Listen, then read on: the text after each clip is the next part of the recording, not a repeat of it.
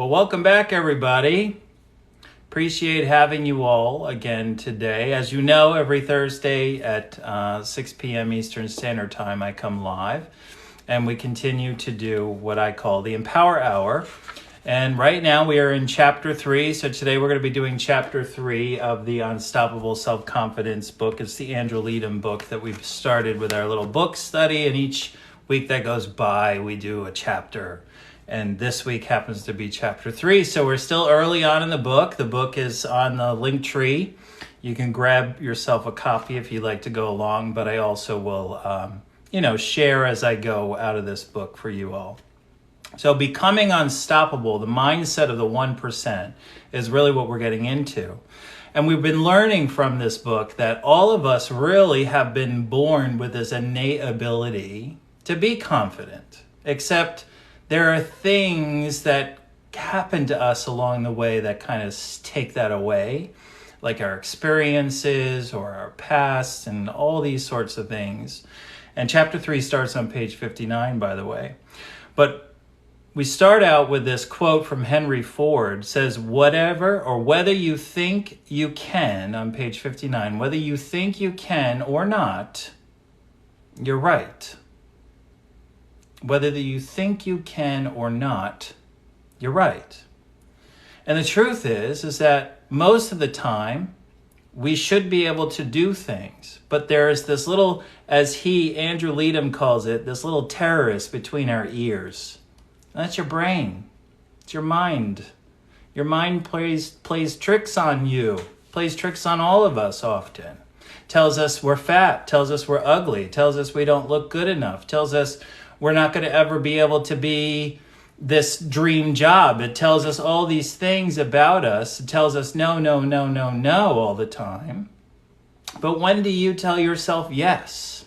When do you give yourself the ability to do something, to live and let be? So he says the way the 1% think and live is completely different from the other 99%.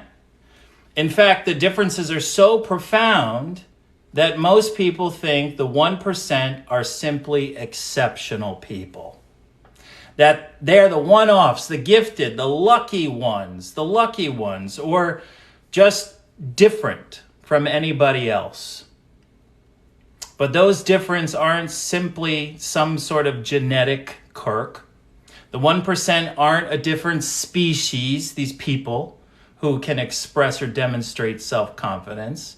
They aren't some unique species that we've never come across. No. They're you.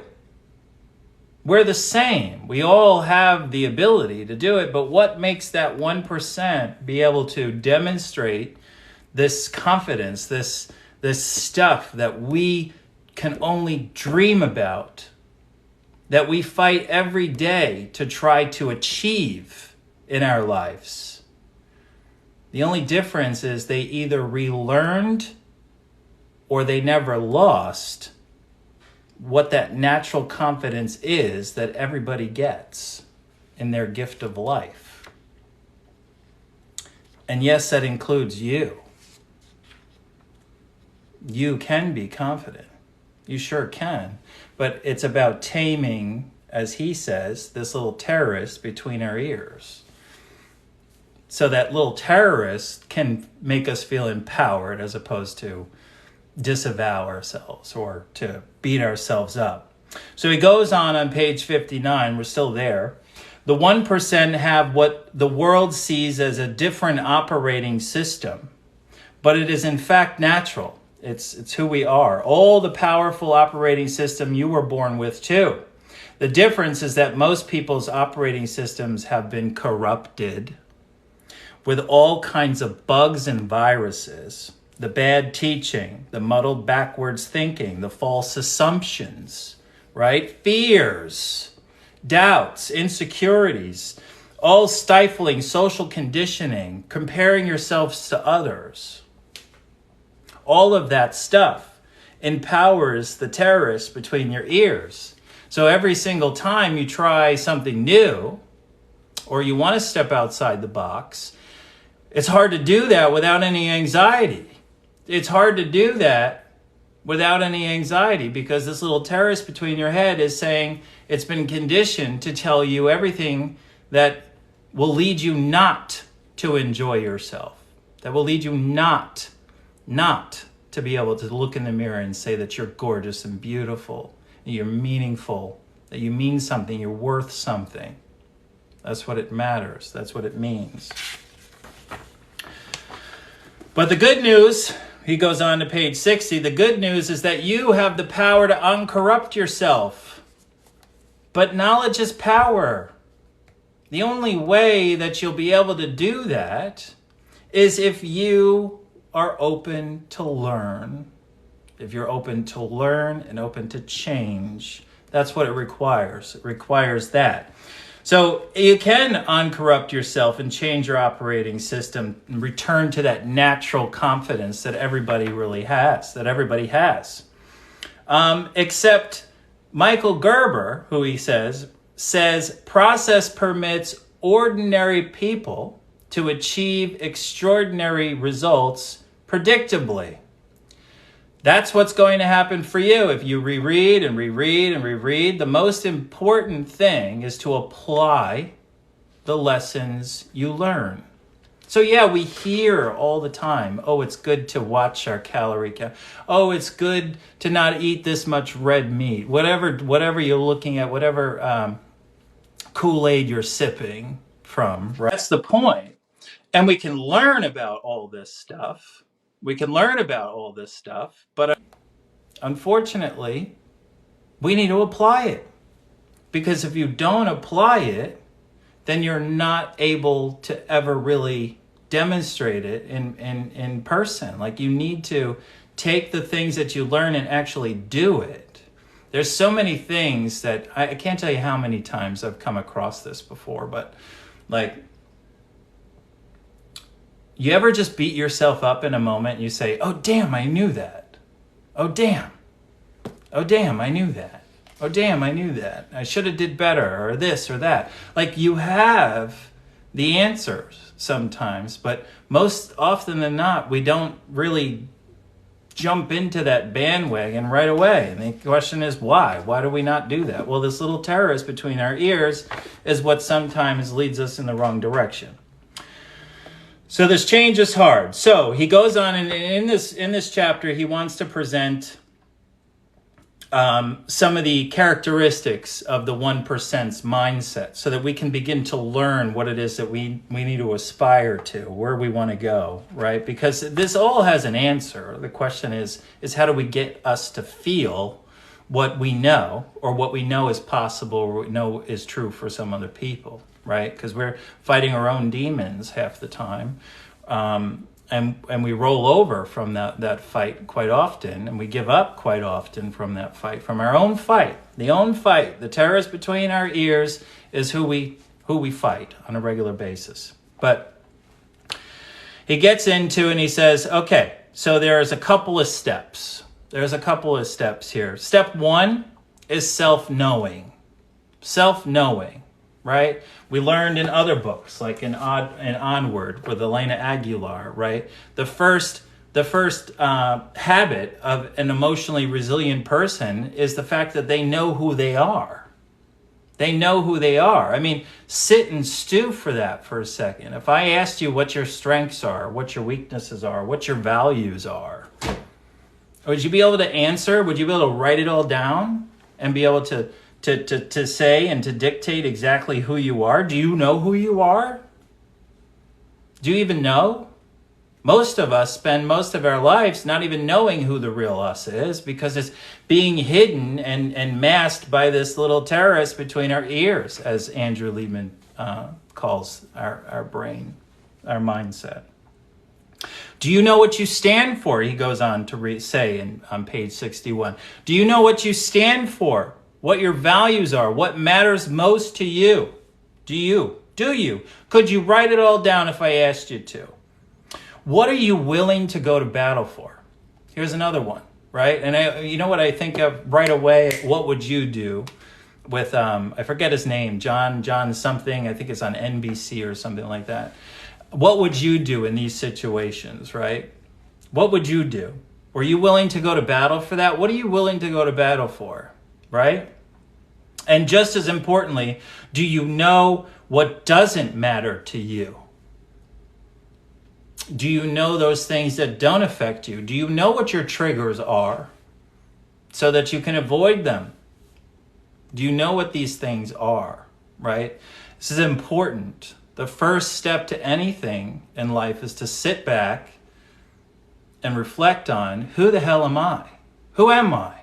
A lot of us have been through so much trauma in our lives. You might have been with a narcissist, somebody who was not, necessarily genuine, right? And kind of made you feel on edge all the time. You don't even know who you are. You don't even know who you are, what you enjoy. And what will you do if you're a mother and your kids leave you? And then what?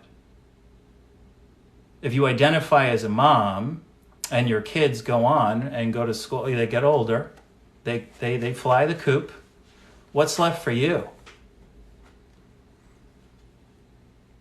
Let that sink in.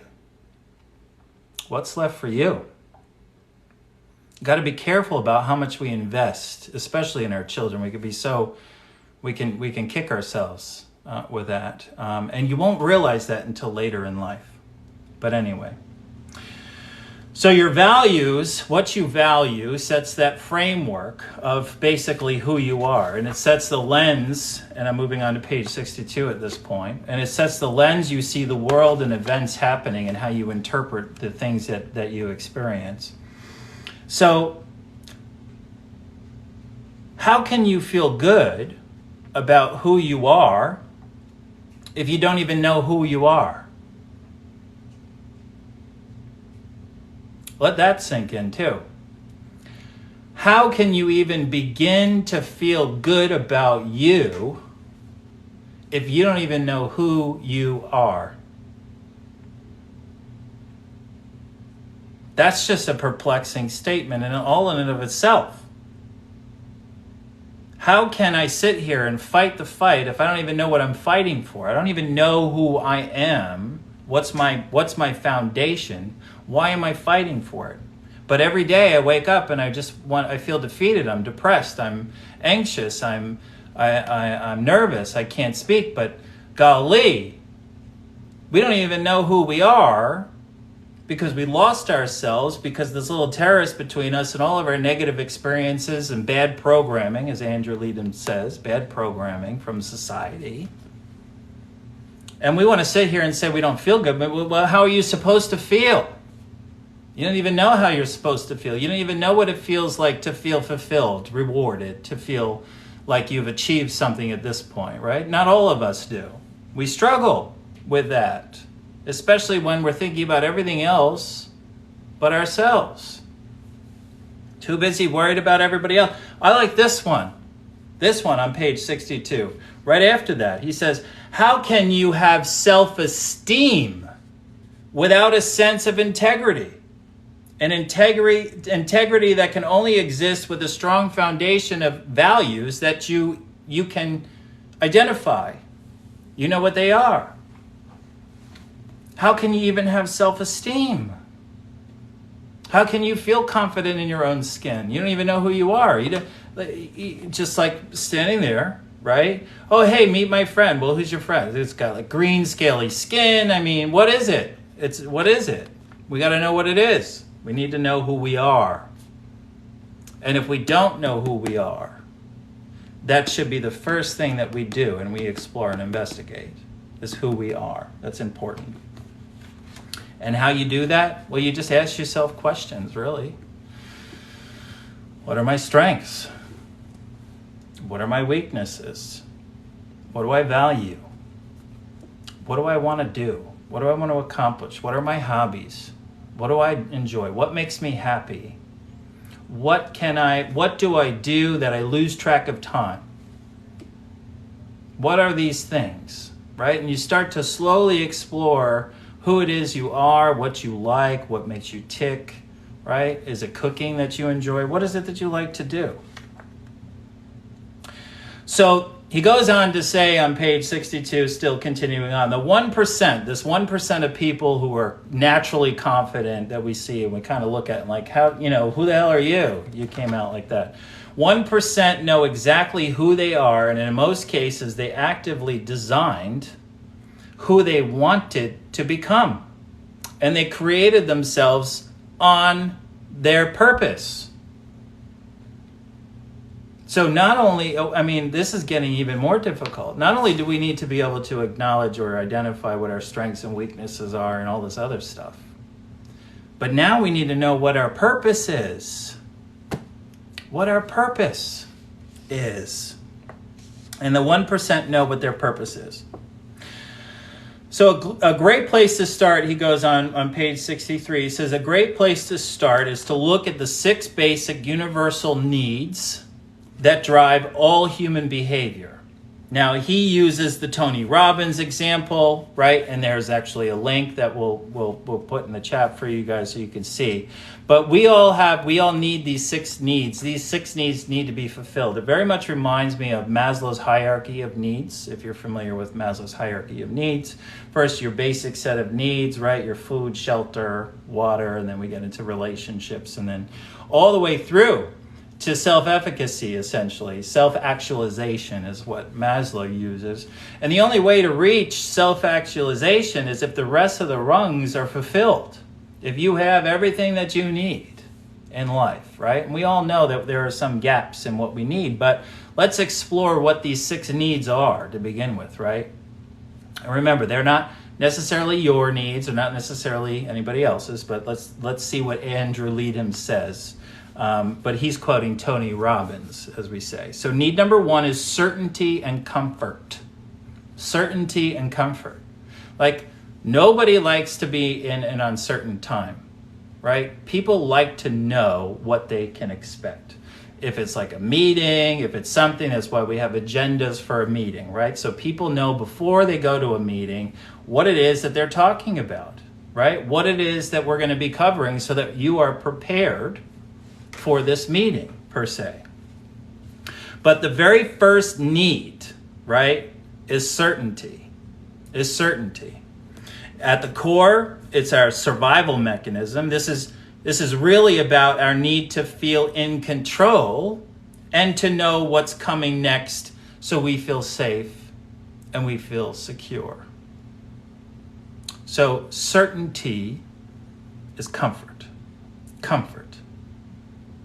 But how do we make sure that everything that we do, how do we know if something is uncertain? How do we make it certain? Sometimes we can't, right? Sometimes we don't have an answer right then and there. And what tends to happen in those moments? Well, we tend to make assumptions, we overthink, we just go in this, negative cycle, this downward spiral, which isn't necessarily great. But we need certainty in life, and, that needs to be established.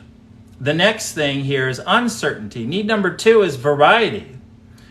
If life was fully 100% certain and predictable, we'd be utterly bored with ourselves. We wouldn't know what to do. We would know exactly what's coming around the corner. Imagine going to a haunted house and knowing what's at every turn. I'm still cut from the same glove that I would still get scared no matter what. If I had advanced notice of what's around the corner, I'd still scream. But at the same time, it gets boring when you know what to expect. It gets boring when you know what you're expecting. So we need some variety. We need some uncertainty to, give us some curiosity. So we delve into that exploratory curiosity, world of curiosity, because we as humans are very curious people. And we need to be. So sometimes things can't be completely certain all the time. And it's okay not to have answers all the time.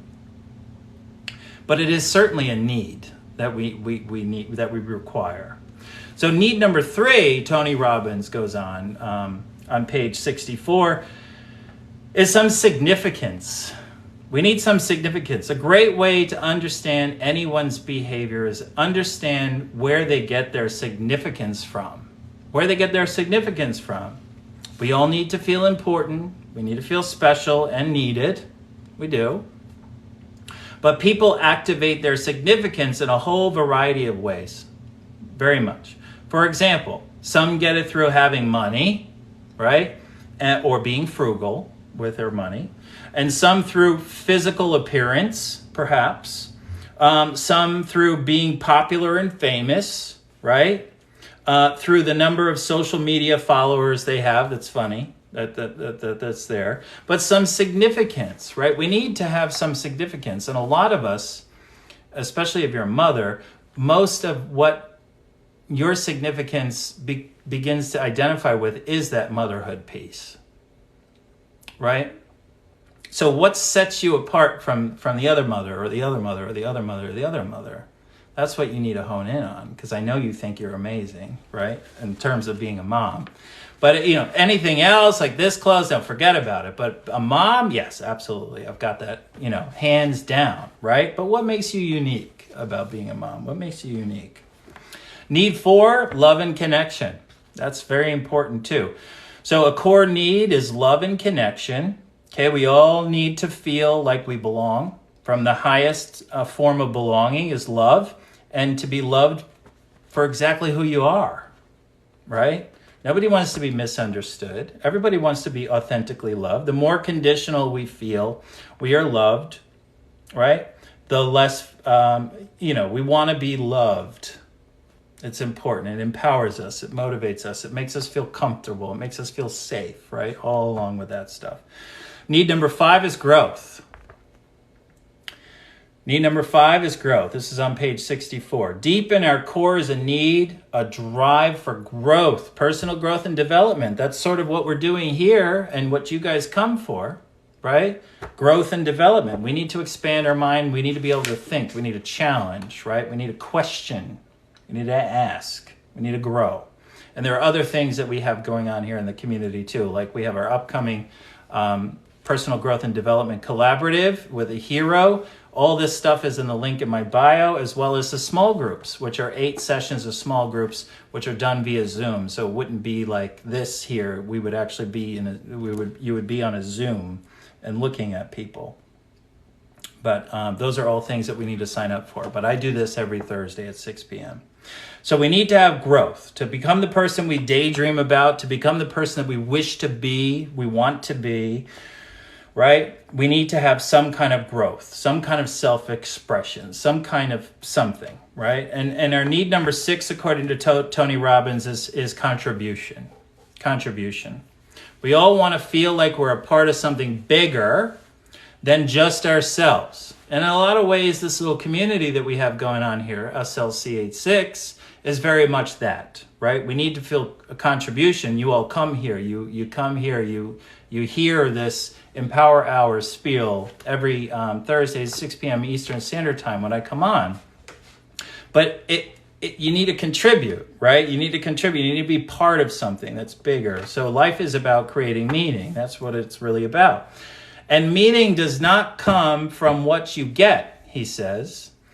It comes from what you give. Meaning does not come from what you get.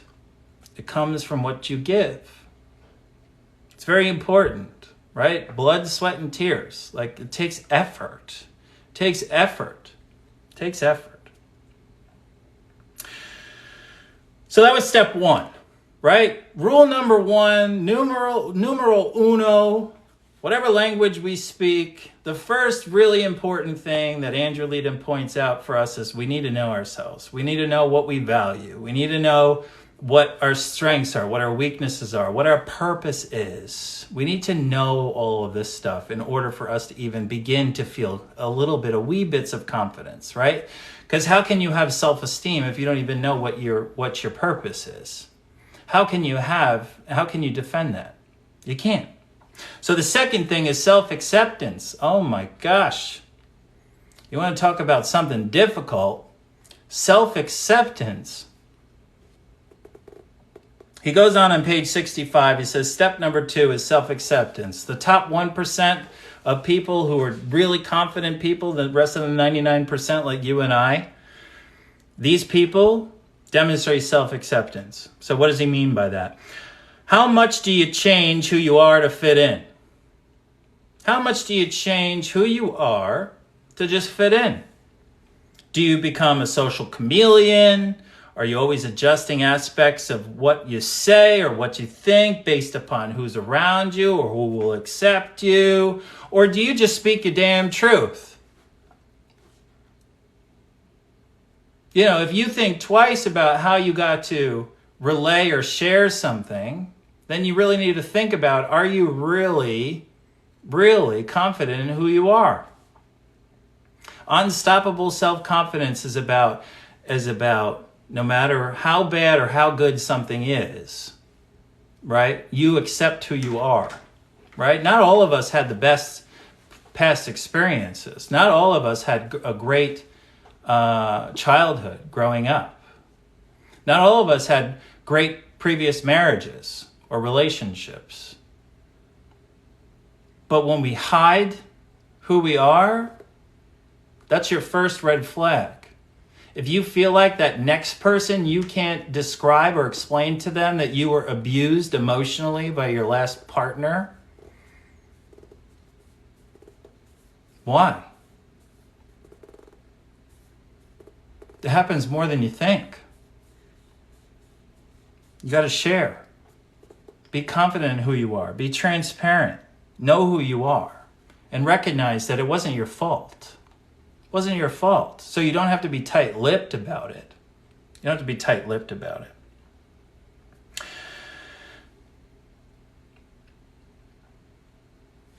So self-acceptance. You need to be okay with who you are. So he goes on page 66, and he says, you can't like who you are if who you are constantly changes. Going back to that point, being a social chameleon, trying to fit in or change, the story a little bit to fit with this crowd versus this crowd, or that's too much for this crowd or too little for this crowd.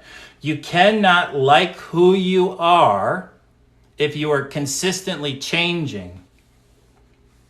Now, I mean, change and growth is a different thing, but try to change your story or change how your past went or rewrite history, right? You can't do that. You have to have self-acceptance. Goes on to say that you are enough. You always were and you always will be enough. That's the truth.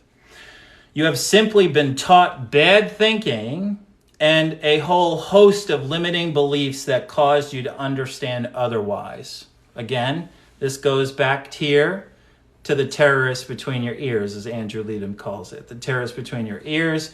You need to unlearn some of these past experiences that you have encountered that have been the driving force to why you are not comfortable in your own skin. But you don't need to fake it. Simply being fully you with love and respect is the most powerful, attractive, and life-changing thing you can do. Simply being fully you with love and respect is the most powerful, attractive, and life-changing thing you can ever do. You ever just see somebody on TV or see somebody and you're like, gee, man, on any given day, I probably wouldn't have found this person attractive at all, in the physical sense. But, after hearing them talk and hearing their personality and all that their purpose is and everything else, they just got like 20 times hotter, 20 times sexier. Happens all the time. But that can only happen if you share yourself with other people. And if we're afraid of who we are, or what our past was, or experiences, and we don't share, then we're actually robbing ourselves of our future. We're robbing ourselves of a future. We're robbing ourselves of any blessing that's in store for us, because it's like going to the carnival game and that whack-a-mole game with the whack, whack, every time, whack, whack, whack. Anytime those things come, your subconscious just whacks it right out of line. Oh, that's not for you. Boom. You can't be happy. Boom. You can't do that. Boom. You need to know who you are and love who you are. You are enough. You'll always be enough. The problem is this here that's been tainted by all these narcissists and people in your life, or your bad childhood, or your bad friends, you name it, have told you otherwise. And that's what's been driving you ever since. It's time to address this little terrorist between your ears, as Andrew Leedham says. Step 3, the 1%. The 1%. Step 3, that 1%, they also demonstrate self-respect. Yeah, they don't look in the mirror and say, you're ugly, you can't wear that. That's not for you. That's only for, whomever, right? How much are you on your own team? How much are you on your own side? How much do you advocate for you? No shit. You probably advocate for the person who's trying to get into the post office that, might be going slowly or whatever, but forget about you. Right? Everybody else, right? You'll pull over, get out of the car, and take an elderly person across the crosswalk before you would tell yourself that I will never call myself that again. You would. Because you would give the shirt off your back. Because you're good people. That's the thing. We're all good people. We just don't know how to be good for ourselves, but we know how to be good for everybody else. Just don't know how to be good for ourselves. Because we have trouble with our own self-respect. We have trouble looking at ourselves in the mirror and saying, you know what, we can wear that, and I will wear that, and I will do that. How much time do you make time? How much do you make time for the things that are important to you in your life? That's a good question too. How much of that do you make for yourself? Well, that's not very much self-respect, right? You're giving your time to everybody else but you.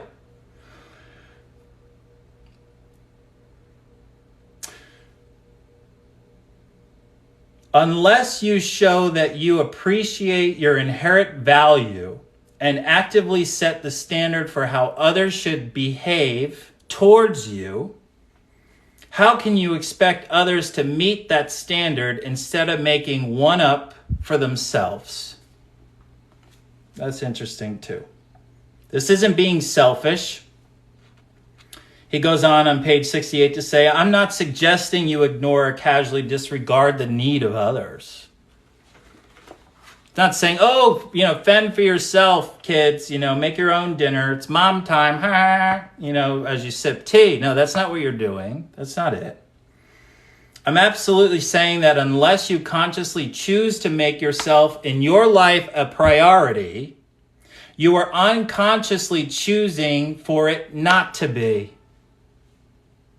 The longer you do that, the longer you will not be. You can be outsourced to that someone else. He goes on page 68 to say the next thing, that 1% of people who are absolutely confident all the time, the next thing that they have is they demonstrate self-love. And that's something we do here in SLC 86, My Vice 86, Self-Love Club 86. That's their foundation and what we believe. Right? We have a lot of love for a lot of people, a lot of other people, but very little love for ourselves sometimes. So have you ever loved someone so much you would do anything for them? Well, make that somebody yourself. Make that somebody yourself. He goes on page 68. Would you feel comfortable telling people that you love yourself? Would you feel comfortable? Would you feel proud to tell the world that you genuinely and deeply love you? In the same way that you'd be proud to say that you love your partner, your family, your son, daughter, your dog? Would you do it? Goes on page 69. We are taught that completely and unconditionally loving another is something to aspire to. Almost the pinnacle of human experience.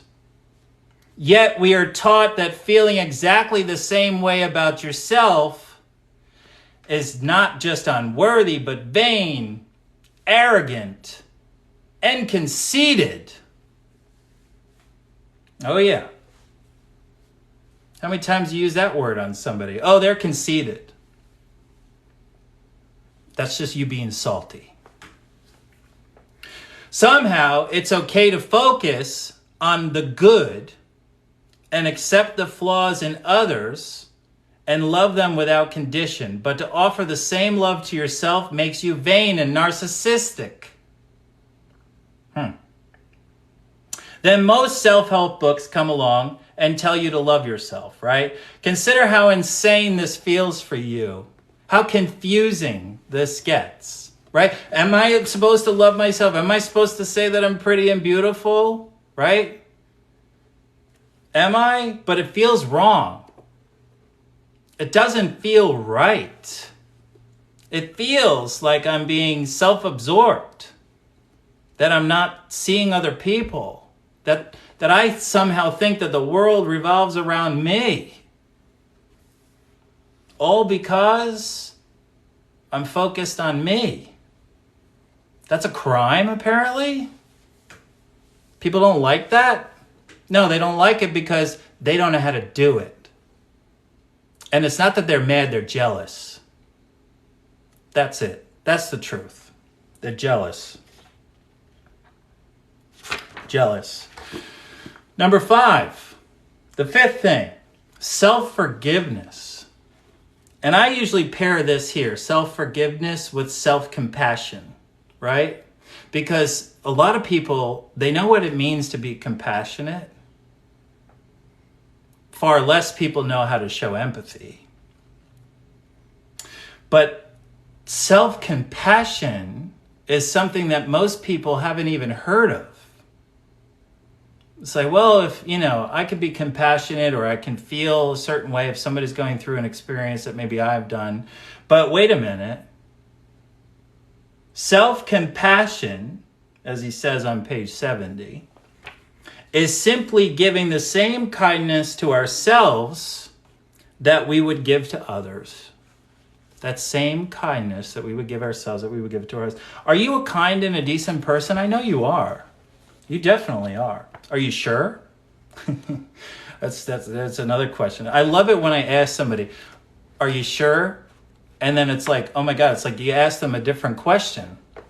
Well, does that now change your response because I've asked you to think a little bit? No, it makes you a little concerned that maybe you didn't answer it correctly. Makes you second guess what you said. No, we can't second guess, ever. Whatever you say, mean it.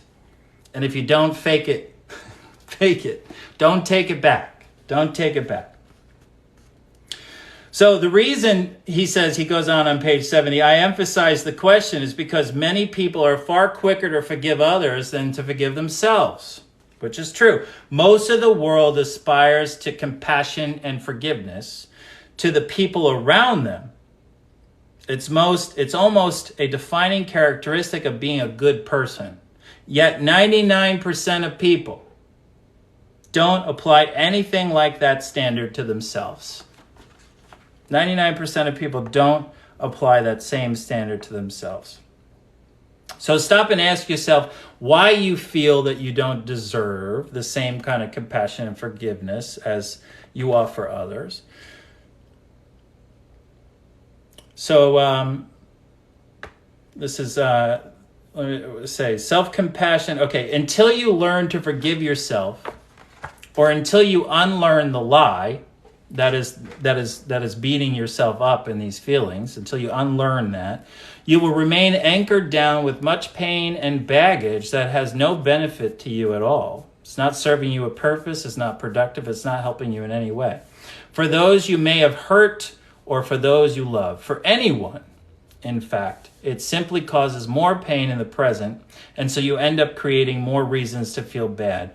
The 1%, these good people who have great self-confidence, let go of their mistakes that they make immediately. In fact, what we recognize about our mistakes is that they're opportunities for us to learn and opportunities for us to be vulnerable, right? And to recognize that I'm not a perfect person. There's no such thing as perfection. And normal is just a setting on my washing machine.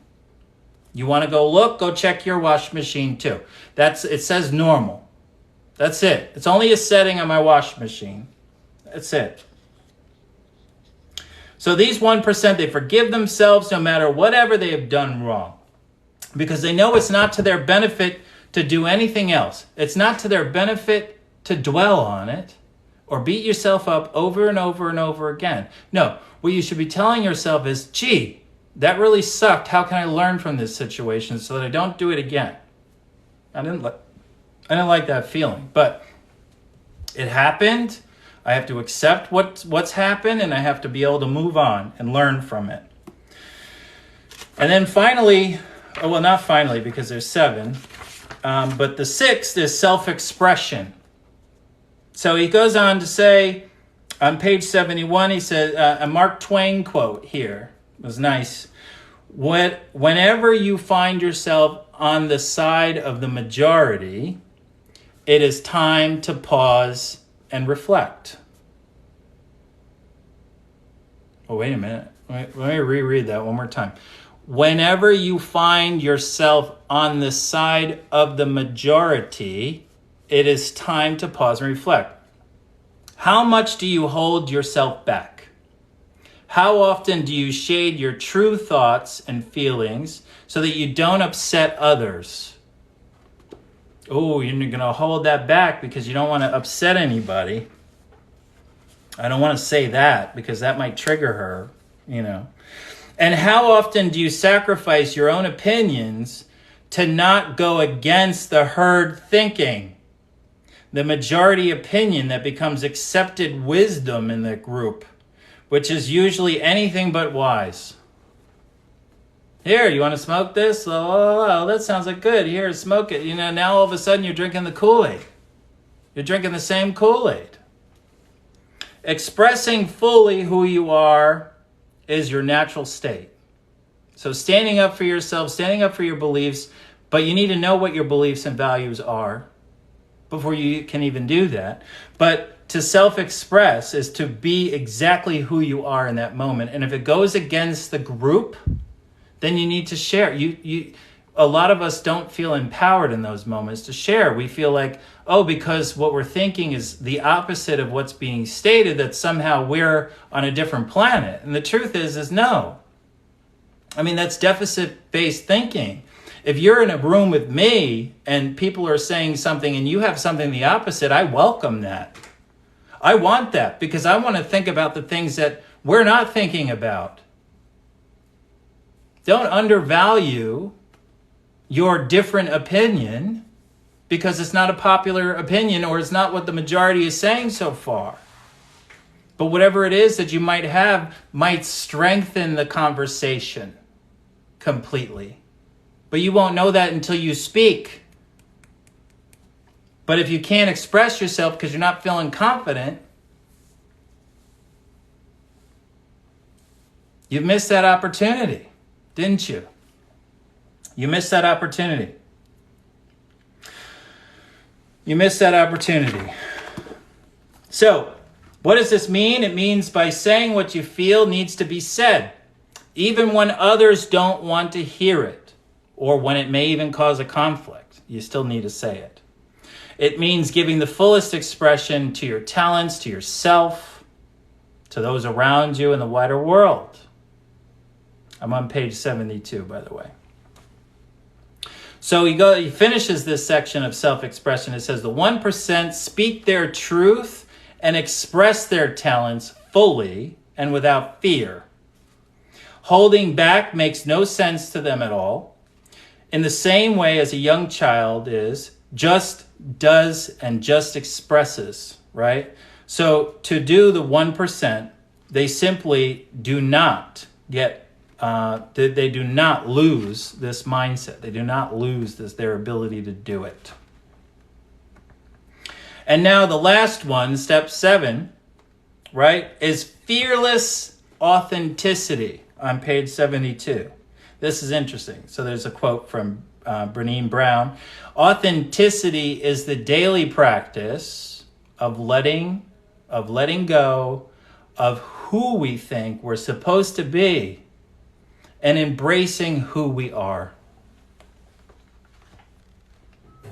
Authenticity is a daily practice of letting go of who we think we're supposed to be and embracing who we are. Stop fighting. Stop fighting. I mean, at what point are you ever going to be satisfied with who you are if you're continuously getting mad at yourself all the time about who you should be? But who you should be is tainted by your past and history and this little terrorist in society that's telling you otherwise. That's that. So you know that person you dream of being? You know that person you dream of being or want to be? The one you don't tell very many people about? The person who accomplishes the dreams you have. Who says yes to situations and opportunities that you fear because you always shy away from. The one who is vibrant and full of energy, passion, and purpose. Who's that? Is that you? Well, say hello to the real you. The authentic you. It was always you. You've always been there. You're always there. You're there. You are there. You are there. You are there. The greatest freedom in life is being completely, fearlessly, and unapologetically authentic. Be unapologetic about who you are. Don't be afraid about who you are. Don't run away from who you are. But a lot of us are running away. We just don't know why. And we don't even know who we are. So what are we really running away from? Thoughts.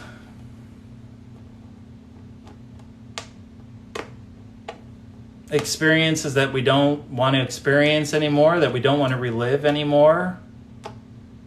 But what happens when you stay focused on that? It's limiting. You know, I once had, because I do life coaching, so I was working with somebody and they didn't know who they were. They didn't know who they were. In fact, I lost my train of thought of what the story was I was going to say, but I had one. I had one story that I was going to share, but I can't remember. Can't remember what it was. It was one of those fleeting moments. It'll probably come back to me like when I hang up this call, right? But anyway, so it's important for us to know who we are, what we're fighting for. Sometimes we just don't even know what we're fighting for. We don't even know what we're fighting for. Every day we wake up, we're fighting against everything, right? Everything, and we don't even know what we're fighting for. But anyway, yeah, I can't remember the story. But if I do remember, I'll let you know. But anyway, this was today's Empower Hour. Again, I'm on here every Thursday at 6 p.m. Eastern Standard Time. This is where you'll find me. Don't forget that we've got our Personal Growth and Development Collaborative coming up, right? It's a virtual conference where, you'll see me on the Zoom.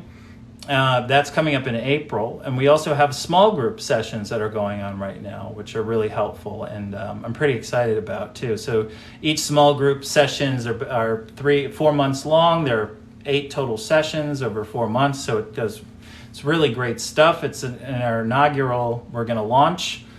So just check out the link in my bio. If you want to learn anything about me, check out the website, check out the other things that we have going on. And we'll see you in a week.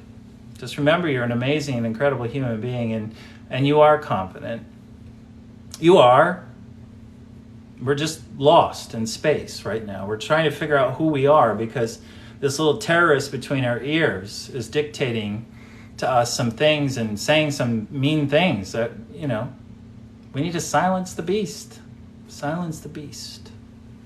How you can silence the beast is know who you are. And I know you're a good person. You're a good person. So big hugs to you. I appreciate you. I value you. I think the world of you. I just want you to think the world of yourself. And not just when I tell you or when you hear it. Every day. think the world of you. I've always said the creation of life is both purposeful and magical, that it even took its time to create you. You're not a mistake. You belong here. We were given this one body, this one vessel to walk this planet. Let's take care of it. Let's love it. Let's work with it and try to make it work better for us. One step at a time. But we need to apply the things we learn in order to get there. Big hugs to you. I'll see you next week, 6 p.m. Eastern Standard Time on Thursday. Be well, be merry, big hugs. Catch you later.